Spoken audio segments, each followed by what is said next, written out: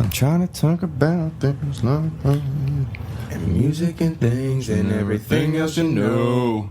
We're gonna do it on the conversation show. So here we go now. Come on. Get on the conversation bus. Bust the conversation nut. Woo! I'm back with the shroom stories. If you guys are interested, I found my the diary that I kept from when I was tripping, and I hadn't found it because what happened was I'd say the first like 70% of my trip was awesome, and then like the last 30%, and that might even be too much to be honest with you, but it took a turn for the south at one point because I think what it was is I like how you use the word south as opposed to it took a turn for the worse. So basically, I don't know if you'd like to hear. This will be Seamus' I would love to hear corner.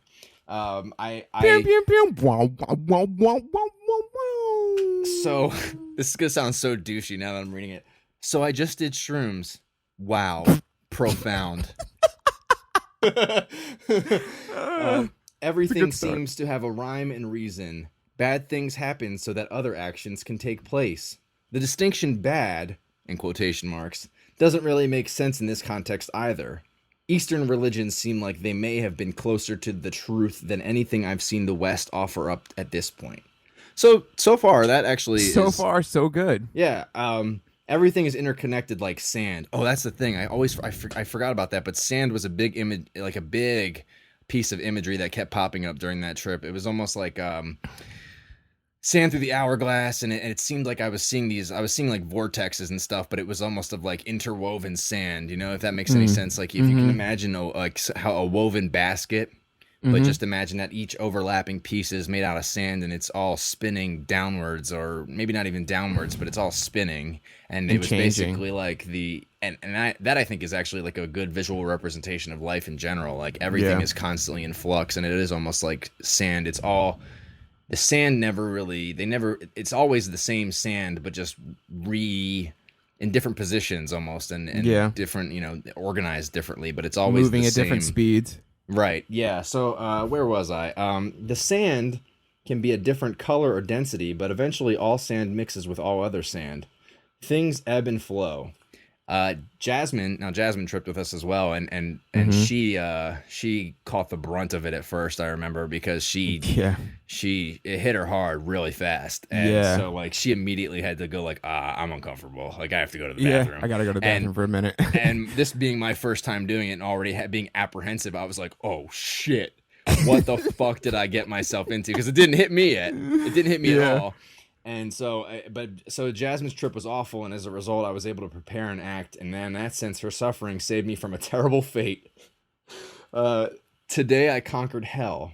I sat in hell with my iPod blaring, and like Buddha, I overcame fear. And then it just says, fuck. That's so funny, man. Yeah, but no, the thing that I really like is... So here's my review of this whole situation is what it says on the next page. 4 out of 5 stars. Would do again. I said, God damn, was it ever real? It was almost too real at times. The lesson to be taken away is that challenges are not insurmountable. Things move like waves. Shapes and distinctions are figments. That's an interesting throwaway line that I didn't read until just now. How about that, man? That's pretty crazy, actually. Dude, I feel like, man, you really tapped into something there. That shroom journal is on point. That's yeah, I think so. So this is where it gets funny though. So this is the cool down. This is once I am convinced that I'm no longer tripping, although I'm still tripping. Like not hard, but I'm like, oh, that's over. Yeah, it's that weird like after effect where you're like, I really hope I'm done. I think I'm done, and then it's like, no, I'm not done. Oh shit. Well, with you guys, so what happens is like the majority of it wears off, and then I remember we're like, oh, we made it through that. Like we all did it. Like high five team, but we're all still kind of tripping. And you say, Seamus, like order a pizza, and I had to order a pizza from Domino's, and imagine this, I've just seen, for all intents and purposes in my mind, like the center of the universe. Like I understand how like reality functions now. And then it's like, would you like to make a pizza profile? And nothing seemed more ridiculous to me. For some reason, I was in the other room, and I remember having the sensation of, tell Seamus to order a pizza because that way he'll have something to do while I go and do this. But I forget what this specifically was that I was doing. But I just remember you coming back into the room and it was like, you were like, dude, it's asking me if you want to make a pizza profile. And we just looked at each other and started fucking cracking up because it was the most ridiculous thing. I was like, there's cheese, pepperoni, and meat lovers. Like, what are you talking about? Oh, and that's the other thing. So then it said like, would you like our special artisan sauce? And it had like a little checkbox that was already checked. And I was like, no, I don't want the artisan sauce. I just want the regular fucking sauce. So I unclicked the box. Turns out that's just the regular fucking sauce. So we got a sauceless pizza. And I was like, why would you make that a fucking option? I'm not ordering a white pizza. I can make that distinction on my own. But anyway, so this is the cool down, which I think is funny. So this cool down period feels a lot like, now this is actually kind of, I'm gonna put myself out there here. Vulnerability. This is pretty personal. Okay. The cool down period feels a lot like when I would come home from my dad's as a kid. The relief that like the anguish is over is very much like the sensation of bliss you experience after crying. So what I'm saying there is when I was a kid, I used to be not terrified of going to my dad's, but it wasn't really a pleasant experience. I felt uncomfortable sleeping somewhere that wasn't in my own bed. So I ended up, I would stay up till like 3 a.m. over there, and then I'd be really tired the next day, and that would only make me more anxious. And so I just got into this weird cycle of associating my anxiety with going to my dad's. And it was like when I would come home, it'd be this big rush of like, oh God, we made it through that. Like, oh, thank God that's fucking over. Yeah. Like, holy shit. Now we can relax. And that's how it felt when I was cooling down. But so the relief that the anguish is over is very much like the sensation of bliss you experience after crying. True. True. I'm still high, and I know I am because I just wondered whether or not I could still read, even though I am writing.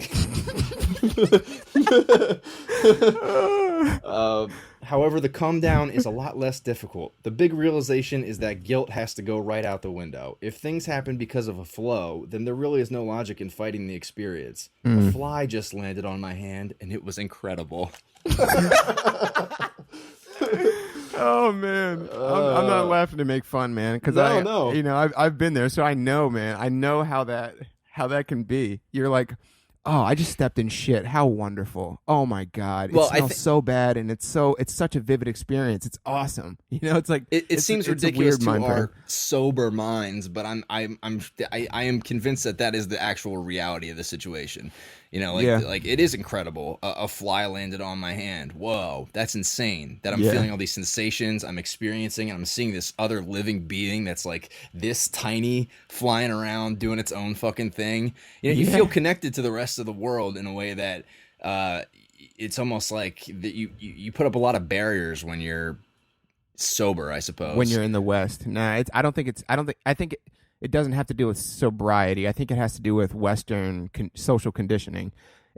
You sent me that Alan Watts series called Out of Your Mind. It's like 12 hours long or something. I listened to the first 2 hours, and he really broke it down, that in the West we're trained, and Ram Dass talks about this a lot too, is that we're trained to make distinctions between things, right? That's, you are who you are, and what you see out in the world is something else, and it's all something else, and it's just, what is it? This is a glass, this is a fly, this is a laptop, this is, the school, this is your home, it's all different, it's all very different, and you got to know the differences, but it's all really the same at this weird fundamental level. But because we've forgotten that for so long, it takes, at least in the West, a drug or a harsh experience or something to like snap you out of that comfortable place that you're used to, you know what I mean? To where you're now just like, oh shit, like, I am connected to this fucking fly in a very, very weird, subtle kind of way, but I am connected to this fly. Like, it's another living being. I'm just one of these living things.